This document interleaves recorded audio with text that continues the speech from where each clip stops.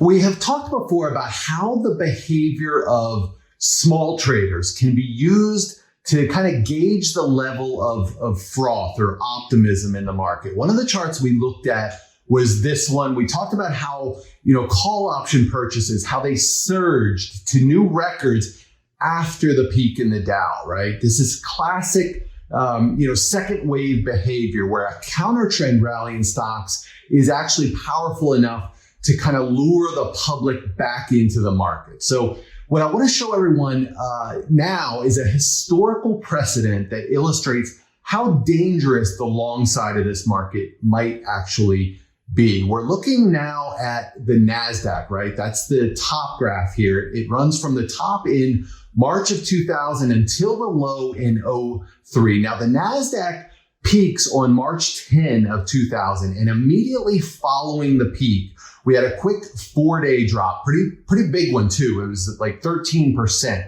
And that was a wave one down. Then we see this second wave rally. You can see the secondary peak here at the arrow. It was almost a full retracement. And that's kind of the point. Second waves are very much like B waves. They fool the majority of investors into thinking that the old trend is still intact. And we can see exactly that dynamic in the put call ratio, which is the bottom graph. It's plotted on an inverted scale. 30-day put call ratio falls to 0.45. That was a record extreme dating back to January of 1987. And more important, it came after the peak, right? We had this surge in call option trades compared to put options, this record extreme in bullish sentiment that came after the peak in stocks. And the contrary implications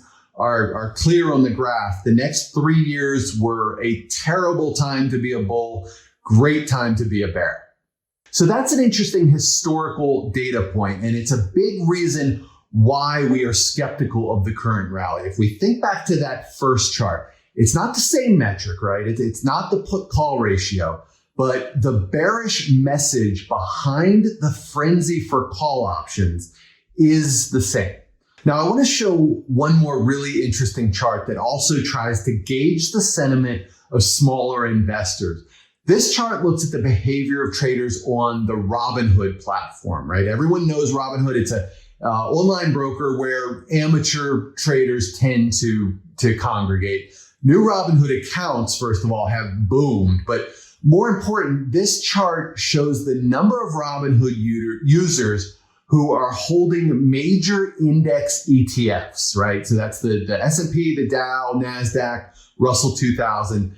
And what's interesting here is that we see the same profile. Major ETF holdings have blasted higher through the end of the second quarter. So in essence, that crash we saw in March, it did nothing to dent the enthusiasm for stocks. This is, again, very typical second wave behavior. The public is viewing this second wave as its last chance to get into the markets. But historically, this frenzy for ETFs, the frenzy for call options, historically, it has had the opposite meaning. That optimism has marked investors' last chance to get out of a wildly overpriced market. And we will see if history is about to repeat.